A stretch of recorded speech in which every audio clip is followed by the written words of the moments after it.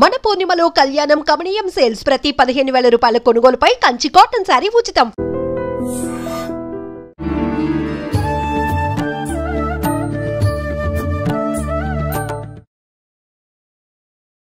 నమస్కారం, welcome to I dream ధర్మ మార్గం కార్యక్రమానికి స్వాగతం. నేను మీ విజిత. ప్రస్తుతం మనతో పాటు ఉన్నారు ప్రముఖ జ్యోతిష వాస్తు పండితులు బ్రహ్మశ్రీ అన్నవరపు తిరుపతి మూర్తి అవధాని గారు. ఇప్పుడు గురుగారితో మాట్లాడి మన సందేహాలన్నింటినీ నివృత్తి చేసుకుందాం, మరిన్ని మంచి విషయాలు అడిగి తెలుసుకుందాం. నమస్కారం గురుగారు. ఓం శ్రీ మహాగణాధిపతయే నమః. గురుగారు, అమావాస్య రాబోయే ఈ అమావాస్యని పెద్దల అమావాస్య అంటుంటారు కదా, ఎందుకని ఆ పేరు వచ్చింది? ఆ రోజు చేయాల్సిన క్రతువులేంటి? అసలు ఈ అమావాస్య ప్రత్యేకత ఏంటి తెలియజేయండి. మహాలయ అమావాస్య. మహాలయ అమావాస్య అంటే పితృ రుణం తీర్చుకునేటువంటిది. పితరం అంతేచ కర్మని అని అంటారు. మన ప్రారంధం ఎలా ఉంటుందంటే బ్రతుకున్నంతకాలం వాళ్ళ మాటలు వినం, చనిపోయిన తర్వాత కర్మకాండాలు కూడా మనం సరిగ్గా చెయ్యం. ఆ రెండూ చేయకపోవటం వలన తర్వాత తరం నుంచి పితృదోషాలు ఆపాదిస్తాయి. పితృదోషాలకి మూలం ఆ పితృదేవతలకి చేయవలసినటువంటి విధానాలను అనుసరించకపోవటమే. ఎప్పుడైతే పితృదోషాలు ఆపాదిస్తాయో, పితృదోషం ఆపాదించిన దగ్గర నుంచి వాళ్ళకి ఉద్యోగము రాదు, సరిగ్గా చదువు మీద ఇంట్రెస్ట్ ఉండదు. ఒకవేళ చదువు అట్టా ఇట్లా పూర్తయితే ఉద్యోగం రాదు. ఒకవేళ ఏదైనా ఉద్యోగం వస్తే ఎదుగుదల ఉండదు. వివాహం విషయంలో ఇబ్బందులు, సంతానం విషయంలో ఇబ్బందులు. ఆ పిల్లవాడిని చూసి తల్లిదండ్రులకు దినదినకంటే 100 ఏళ్ళ ఆయుష్. ఇదే పరిస్థితి కొనసాగుతూ ఉంటుంది.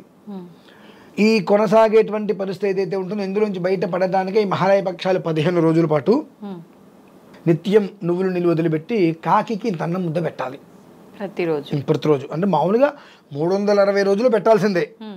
మనం ఎలా అయితే కనుక అన్నం తింటున్నామో కాకి పిండం, ఏ పిండంగా అయితే మనం కడుపులో పడ్డాం అది పిండత్రయం అంటారమ్మా. ప్రేతస్య పిండం, పితరస్య పిండం, గర్భస్థ పిండం అని. చనిపోయినప్పుడు ప్రేతపిండం అని పెడతారు. ఆబ్దీకాలు చేసినప్పుడు పితరపిండం, పితుహు శబ్దంతో పిండం పెడతారు. గర్భంలో పడేటువంటిది గర్భస్థ పిండం, దాని పేరే పిండం. అందుకనే కాకికి పెట్టేది వాయుసపిండం ఇంతే ఉంటుంది. అంత నలుసుగా లోపల పడతారు. ఆ పడిన వ్యక్తి ఇంతగా బయటికి వస్తాడు. ఆ విధానాన్ని నుంచి వాడు ఇంట్లో ఆ తల్లిలో తండ్రి చనిపోయిన దగ్గర నుంచి వీడు బ్రతికినంతకాలం కూడా ప్రతిరోజు కాకి ముద్ద పెట్టాల్సింది మనం పెట్టం. ఎందుకంటే దానికి ఆహారం, చనిపోయిన వ్యక్తికి కూడా ఆహారం పెట్టాలి. కాకి రూపంలో వచ్చి తీసుకువెళ్తారు పితృదేవతలు. మనకు ఇప్పుడంటే పెద్దగా పట్టించుకోగానండి. పూర్వంలో ఇంటి ముందు కాకి వస్తుంటే చుట్టాలు వచ్చారనో, ఒక లేదంటే ఏదో పోస్ట్ వస్తుంది, మనీ ఆర్డర్ వస్తుంది, ఏదో ఒక రకమైన మనకు ఇండికేషన్స్ లాగా ఉండేవి. అలాగే నార్మల్ రోజుల్లో ఎలా ఉన్న ఆబ్దేకం రోజు నాడు 2-3 కాకులు ఇంటి చుట్టూదా తిరుగుతుండేవి. పెద్దలకి ఏమైనా శర్మణి చేసినప్పుడు ఆ కాకి పిండం పెట్టగానే పట్టుకొని వెళ్ళిపోయేవి నమస్కారం పెట్టుకోగానే. అటువంటివి ఈ మామూలుగా సంవత్సరం ఎట్లాగో చెయ్యం. ఈ ఒక 15 రోజులైనా రోజు నువ్వులు నీళ్ళు వదిలిపెట్టి అన్నం ముద్ద పెట్టి మీరు భోజనం చేయాలి. ఇవన్నీ చేయలేదు. ఆ పెద్దల అమావాస్య ఏదైతే ఉంటుందో ఆ రోజైనా సరే కనీసం ఈ పెద్దల్ని తలుచుకొని వాళ్ళకి చేయాల్సిన శర్మణి పిండ ప్రదానాలు అవన్నీ ఖచ్చితంగా చేసి వాళ్ళని తృప్తిపరచాలి, పితృదేవతల్ని. ఎందువల్లనంటే పితృశాపం అనేటువంటిది ఈశ్వరుడు వచ్చినా దాన్ని తొలగించలేడు. పితృశాపం ఈశ్వరుడు వచ్చినా తొలగించలేడు. ఎందువల్లనంటే నువ్వు ఎక్కడి నుంచి వచ్చావు? అసలు వాళ్ళ నుంచి నువ్వు వచ్చావు. వాళ్ళు లేకపోతే నువ్వు ఉన్నావా? లేవు. అటువంటి వాళ్ళకి నువ్వేం చేస్తున్నావు? నువ్వు పిండంగా కడుపులో పడితే ఆ పిండ రూపంలో కడుపులో పడ్డ దగ్గర నుంచి శిశువు రూపంలో బయటకు వచ్చేంత వరకు నేను జాగ్రత్త కాపాడుకున్నారు. 6వ నెలలో కూడా పిండం ఎలా ఉంది చూస్తూ ఉంటారు. ఇట్లా 7వ నెల వచ్చినప్పటికీ ఏంటంటే ఆ పిండ రూపంలో కడుపులో పడితే 10వ నెల నువ్వు బయటకు వచ్చేంత వరకు కూడా నేను జాగ్రత్తగా కాపాడుకుంటూ వచ్చారు. అటువంటిది మనిషి చనిపోయిన తర్వాత నువ్వు పెట్టలేకపోతున్నావు. ఆ దోషం అనేటువంటిది పూర్తిగా వంశాన్ని ఆపాదిస్తుంది. అంటే ఎవరైతే పెట్టలేదో వాళ్ళ సంతానం ఆపాదిస్తూ ఉంటుంది. అటువంటివన్నీ వెళ్ళిపోయి ప్రశాంతంగా ఉండాలంటే కనీసం ఈ 15 రోజులైనా నువ్వు చేయలేకపోయావు. అమావాస్య రోజైనప్పటికీ కూడా ప్రత్యేకంగా నువ్వు కనుక ఇటువంటి విధానాన్ని కనుక ఆచరించినట్లయితే ఈశ్వరుడు యొక్క అనుగ్రహం వల్ల పితృశాపం, పితృదోషాలు తొలగిపోతాయి. అది చేయలేదా నీకున్న పితృదోషం, పితృశాపం నుంచి ఈశ్వరుడు కూడా బయటకు పెట్టలేడు, నిన్ను అనుభవించాల్సిందే. అది ఓకే. దానికి తోడు ఈసారి విశేషం ఏమిటంటే మనకు ఈ భాద్రపద అమావాస్య గ్రహణం కూడా ఉంది. బుధాదిత్య యోగం, బ్రహ్మయోగం, ఓకే, పెద్దల అమావాస్య, ఇట్లా మహాలయ అమావాస్య, గ్రహణం ఇవన్నీ కూడా కలిసి వచ్చినాయి. అది కూడా ఆ రోజు ఉత్తర నక్షత్రం, ఇన్ని కలిసి రావటం వలన యోగం కూడా అద్భుతంగా ఆపాదిస్తుంది. కాబట్టి ప్రతి ఒక్కరూ కూడా పితృదోషాలు పితృశాపాల నుంచి బయట పడాలి అనుకుంటే కనుక ఖచ్చితంగా కనీసం అమావాస్య రోజైనా పరిపూర్ణంగా చేయవలసినటువంటి కర్తవ్యాలన్నీ కూడా నిర్వర్తించినట్లయితే సుఖంగా క్షేమంగా ఆ కుటుంబం అనేటువంటిది వృద్ధి చెందుతూ ఉంటుందండి. అంటే బ్రాహ్మణులను పిలిచి మళ్ళీ కార్యక్రమం చేయించాలి. అదే మా ఇళ్లలో అయితే ఒక 7-8 గంటలు పడుతుంది కార్యక్రమం. ఉదయం 9 గంటలకు ఆచమ్య కేశవ స్వాహన్ అంటే వచ్చిన వాళ్ళందరికీ 5-6 బ్రాహ్మణులు పిలుస్తాం. వాళ్ళకి భోజనాలు పెట్టి వాళ్ళ కాళ్ళు కడిగి అన్నీ చాలా ఉంటాయి. అవన్నీ చేసి వాళ్ళందరినీ పంపించి మేము భోజనానికి కూర్చునేప్పటికి 5 అవుతుందండి సాయంత్రం. అంత పెద్ద కృతి ఉంటుంది. ప్రతి ఒక్కరు అలాగా చేయాలా? అవసరం లేదు. మా ఇళ్లలో విధానం అది. ఒక్కొక్కరికి ఒక్కొక్క విధానం చెప్పడం ఉంటుంది. పిండితో చేస్తారు, బియ్య పిండితోటి. వాళ్ళకి సుమారుగా ఒక 2-2.5 గంటలు ఉండే విధానాన్ని గంటన్నర 2 గంటలు 2.5 గంటలు అట్లా సమయం పడుతుంది. అంటే పేర్లు ఎన్ని ఉండే విధానాన్ని అనుసరించి ఎక్కువ టైం పడుతుంది. ఒక 50-60 పేర్లు అనుకోండి ఎక్కువ టైం పడుతుంది. అంతమంది అనుకోండి అయిపోతుంది. అవన్నీ ఏం చేయలేము అని అంటే ఇప్పుడు చాలా మంది చూస్తుంటాం కదా, వాళ్ళ ఫోటో పెట్టి నచ్చినవి వండి పెట్టి దండం పెట్టుకుంటారు. అలా సింపుల్ గా చేసేస్తే ఇంకా చెందదా? ఎందుకు అవసరం ఏంటంటే దాని ఉపయోగం ఏంటి? వాళ్ళకి పెట్టవలసిందే పిండ ప్రదానం. వాళ్ళకి పెద్దలు చనిపోతే వాళ్ళకి పెట్టేదే పిండం. అది పెట్టడానికి వండి పెట్టేస్తాను ఉపయోగం ఏంటమ్మా? ఆ ఫోటో ఉండాలి. కానీ అక్కడ ఆ వైదిక కృతం ఈ 15 రోజులలో ఏదో ఒక రోజు కుదిరిన వచ్చేయండి. కుదిరిన రోజు ఏదో కుదరలా కనీసం అమావాస్యని మిస్ చేయకుండా ఆ పెద్దలకి చక్కగా వాళ్ళ దర్భంతో ముడివేసి పెడతారు. నువ్వులు వస్తాయి, మళ్ళీ దర్భపులు వస్తాయి, బియ్యం వస్తాయి, ఎవలు వస్తాయి, అవన్నీ అక్కడ పెట్టుకొని గంధం తీసుకొని ఒక్కొక్క దానికి ఒక్కొక్క రకంగా అర్చన మొత్తం చేసుకుంటూ వచ్చి వాటికి కాళ్ళు కడిగినట్టుగా. అయితే మీ మామూలుగా బయట పొత్తర్లు పెడుతూ ఉంటారు. అంటే విస్తరాకులు పెట్టేసేసి బియ్యము ఉప్పు పప్పు అవన్నీ స్వయంపాకంలాగా అన్నీ వరుసగా పెట్టి దానికి విధానాలు మొత్తం పూర్తి చేసి ఇస్తూ ఉంటారు. ఇది చేయకుండా నేనేదో ఫోటో పెట్టేస్తాను, వంట చేస్తాను, ఉరికే పెట్టేస్తాను ఉపయోగం ఏంటమ్మా? వాళ్ళు నీకు జన్మనివ్వడానికి ఎంత కష్టపడి ఉంటారు? నీ జన్మ సార్థకత చేయడానికి నువ్వు ఎంత కష్టపడాలి? అంటే నీ కడుపులో పడ్డ దగ్గర నుంచి కూడా నీకు పెళ్లి చేసి నీకు పిల్లలు పుట్టి వాళ్ళు చనిపోయేంత వరకు కూడా నీ క్షేమాన్నిగా కోరింది. చనిపోయిన తర్వాత సంవత్సరానికి ఒక రోజు ఇంత పిండం పెట్టడానికి కూడా మనకు కుదరట్లేదు అంటే ఎట్లమ్మది? అది కరెక్ట్ అయిన విషయం కదా. అదేనండి, ఇటువంటివి చేస్తున్నాము, దాని ప్రభావం పిల్లలకి అంటుతుంది. తర్వాత ఆ పిల్లలు అనుభవిస్తారు. ఎదుగుండదు పాపం, కష్టపడుతూనే ఉంటారు. ఎంత కష్టపడుతూ ఉంటారో అంతకంతే ఉంటారు, ఎదగలేరు. ఆ కష్టపడినంత ఏమవుతుందో తెలీదు. మరి ఏంటండి పరిస్థితి?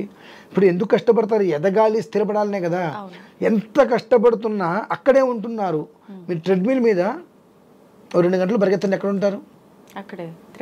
మామూలుగా 2 గంటలు నడిస్తే ఎందుకు కూడా వెళ్ళిపోతాం. ఒక 2 కిలోమీటర్లైనా వెళ్తాను 2 గంటలు నడిస్తే. అదే ట్రెడ్మిల్ 2 గంటలు పరిగెడితే అక్కడే ఉంటాం. అలానే ఉంటుంది మా పరిస్థితి. అంతే. అయితే కానీ చాలా కాలం నుంచి చాలా మంది ఇలానే చేస్తుంటారు కదా. పూర్వకాలంలో లేని ఎన్నో రకాల దోషాలు ఇప్పుడు ఎందుకు వస్తున్నాయి? ఇవన్నీ చేయకపోవడం వల్లేనా? ఇప్పుడు మనకు స్తోమత లేక చేయలేదు అంటానికి కూడా అర్హత లేవు. ఎందుకనంటే తండ్రికి దద్దరం పెట్టడానికి స్తోమత లేదు, పుట్టినరోజు చేసుకోవడానికి స్తోమత వచ్చిందా, పెళ్లి రోజు చేసుకోవడానికి స్తోమత వచ్చిందా? న్యాయంగా మాట్లాడుతున్నాను నేను. తల్లికి తండ్రికి దద్దరం పెట్టింత పిండం పెట్టడానికి ఒక ముద్ద పెట్టడానికి స్తోమత లేదంటే నాకు, అదే ఇంట్లో ఏదైనా పండగ చేసుకోవడానికి పబ్బం చేసుకోవడానికి స్తోమత వస్తుందిగా. నీకు నిజంగా స్తోమత లేదంటే అది కూడా నీకు ఉండకూడదు, అది కూడా ఉండకూడదు నీకు స్తోమత. అది స్తోమత లేకపోవడం అంటే. కానీ నీకు రోజు నీ నిత్యకృత్యాలు ప్రతిదానికి కూడా ఉపయోగిస్తూ అవసరం వస్తూ అన్ని రకాలుగా తీర్చుకుంటూ తల్లికి తండ్రికి పిండం పెట్టాల్సి వచ్చేటప్పుడు నాకు స్తోమత లేదని నేను చేయలేను అంటే అది కాపాడుతుందా నిన్ను? రేపొద్దు నీ కొడుకు ఇదే పని చేస్తే నువ్వు ప్రేత పిశాచలాగా రోడ్డు మీద తలకిందులు వెళ్ళాడుతూ ఉంటాడు పిశాచమైపోయి. అవసరం అండి అవి? ఒక్క ముద్ద పెట్టడానికి ఏమైందండి? బియ్యపిండి 100 గ్రాములు అవుతుందిగా, బియ్యపిండి 200 గ్రాములు అవుతుందిగా. ఒక అరటిపండు అంత బెల్లం వేసి పాలు వేసి గట్టిగా మొత్తం ముద్దలు చేసేసి ఆరాధన చేసుకొని అర్చన చేసేసుకొని ఆ పిండ ప్రదానం పెట్టి అంత బెల్లం మొక్క నివేదన పెట్టడానికి ఏమవుతుందండి? ఓ 2 గంటల సమయం పోతుంది, ₹1 ఖర్చు అవుతుంది, అంతే కదా. మళ్ళీ సంవత్సరం వరకు వాళ్ళు మొహం చూడట్లేదు కదా. అంటే ఇంక ఇప్పుడు ఈ అమావాస్యకు చేస్తే మధ్యలో వాళ్ళ తిథి ప్రకారం అవన్నీ చేయొద్దా? తిథి ఎట్లాగో మనం చేయాలి, అది చెయ్యం కదండి. అంటే అది చేసే వాళ్ళు ఇప్పుడు చేయకపోయినా పర్లేదా? చేయాల్సింది. ఇప్పుడు మీకు అంటే కోపం రాదండి, ఒక మాట చెప్తా. అంటే మీకని కాదు, వివాహమైంది, పెళ్లి రోజు ఎందుకు చేసుకుంటున్నారు? అంత అవసరం లేదు కదా. అయితే వివాహం అయితే అయిపోయింది, 25 ఏళ్ళు వస్తే సిల్వర్ జూబిలీని గోల్డెన్ జూబిలీని ఎందుకు చేసుకుంటున్నారు? అంత అవసరమా? పుట్టినరోజు రోజు సంవత్సరం పెరుగుతుంటే ప్రతి సంవత్సరం వచ్చేదేగా, ఎందుకు చేసుకోవడం? మానేసేచ్చు కదా. మానేస్తున్నారా?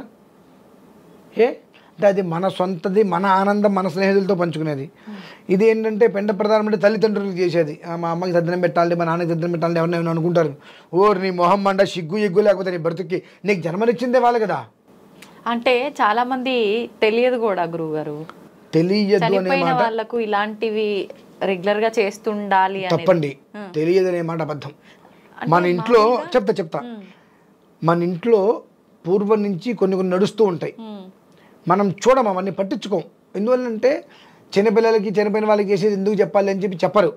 తాతయ్య ప్రసాదం అని మాత్రమే ఇస్తారు మనకు, ఏ బెల్లం మొక్కలో ఇంకోటో అనే వాళ్ళు తాతయ్య ప్రసాదం పరవానం తినరా అంటారు. అలాగే చిన్న పంచమైన కాకి ముద్ద పెట్టడం కూడా చూస్తూ ఉంటాం.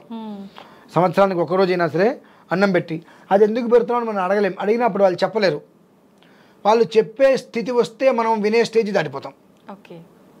అప్పుడు ఏమవుతుంది, వాళ్ళు పిలిచి చెప్దామని నా ఊరికి ఏదో చేదస్తాను అన్న, నువ్వు ఊరుకో, ఇవాళ కాకలు ఎక్కడ ఉన్నాయి, ఇవాళ పిశాచాలు ఎక్కడ ఉన్నాయి, ఇవాళ కూడా ఇవాళ పిండాలు పెడతారేంటి? సూర్యుడే ఉన్న భూమిలో నుంచి వస్తున్నాడా? తూర్పు ఏమన్నా ఇటువైపు మారిందా? ఆకాశంకి ఎందుకు భూమి పైకి వెళ్ళిందండి? మరి ఇవాళ కూడా పిండాలు పెడతారంటే ఇవాళ నువ్వు పిండా కూడా తినేది, అన్నమేగా తినేది మరి, కాదా? ఆనాడు తినేది అన్నమే, ఈనాడు తినేది అన్నమే, మరి ఎందుకు తింటున్నావు అన్నం? తప్పండి అది. తెలుసుకొని ఏం చేస్తానులే అని ఒకటి. ఈ మధ్యన ఫ్యాషన్ తల్లిదండ్రికి పెండాలు పెడుతున్నామంటే మీ నాన్నకి నువ్వు పెడతావా అని ఏదో ఒకటి అంటాడు. అమ్మో అడిగి నేను చెప్పకూడదు కాబట్టి నేను పెట్టడం మానేసా. నువ్వు పెట్టడం మానేసావు, నువ్వు అన్నీ మానేస్తున్నావు, అట్లా మానట్లేదు కదా. నువ్వు చేసే ప్రతిదీ కౌంటింగ్ ఉంటుంది. ఆ కౌంటింగ్ అవుతుంది నీ పిల్లలకి ఎదుగుదల లేకపోతుంది. నువ్వు చేసే దరిద్ర పనులకి పిల్లల్ని ఎందుకు నాశనం చేయటం? మనం పిల్లల్ని ఎందుకు కంటాం? వాళ్ళ భవిష్యత్తు బాగుండాలి, పిల్లలకి అన్న తర్వాత వాళ్ళ భవిష్యత్తు బాగుండాలని చూస్తాం. ఇటువంటి పనులను చేసి పిల్లల్ని కంటే వాళ్ళ భవిష్యత్తు ఎలా ఉంటుంది? అసలు వాళ్ళకి భవిష్యత్తు లేకుండా పోతుంది. కేవలం మహాలయ పక్షాలు అంటే ఎన్నో రకాలైనటువంటి పరిహారం లేని పాపాలని కూడా నిష్కృతి చేసేటువంటిది. అవి ఎలాంటి పాపాలైనా సరే పూర్తిగా నిష్కృతి చేసేటువంటిది మహాలయ పక్షాలు. అందుకని వీటికి అంత గొప్పది. భాద్రపద మాసంలోనే వచ్చింది, దీనికి చాలా ప్రమాణాలు ఉన్నాయి మళ్ళీ. అందుకని ఏంటంటే ఏదైనా పితృదేవతలకి చేసేటువంటిది పితృదేవతలకి చేయవలసింది చేస్తే వచ్చే ఫలితం ఏ దేవతకి చేసినా రాదు. ఆంజనేయ స్వామికి చేయండి, శివుడికి చేయండి, విష్ణుమూర్తికి రాదు. వీళ్ళకి చేసి వాళ్ళకి నమస్కారం చేయండి ఇస్తారు. వీళ్ళకి చేయకుండా వీళ్ళని గాలికి వదిలేసి వాళ్ళకి ఎన్నైనా చేయి, మొహం కూడా చూడరు. కాబట్టి అది గమనించుకోవాలమ్మా విషయం. ధన్యవాదాలు గురుగారు.